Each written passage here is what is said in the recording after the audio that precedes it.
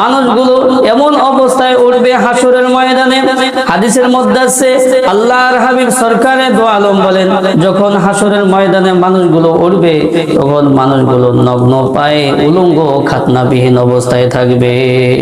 আন আয়েশা রাদিয়াল্লাহু আনহা قالت قال رسول الله صلى الله عليه وسلم يحشر يوم القيامة حفاة عراة غرلا قلت يا رسول الله النساء والرجال جميعا ينظر بعضهم إلى بعض قال رسول الله صلى الله عليه وسلم يا عائشة الأمر أشد من أن ينظر بعضهم إلى بعض।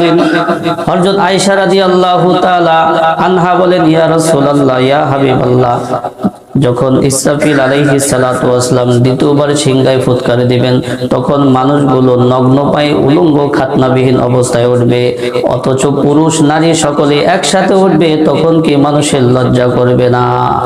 আল্লাহর হাবিব সরকারে দো আলম বললেন, আল আমরু আশাদ্দু মিন আইয়ানজুরা বাযুহুম ইলা বাযিন। এ আয়েশা, তখন পরিস্থিতিটা এমন হবে যে একজন আরেকজনের দিকে তাকানোর সুযোগ পাবে না।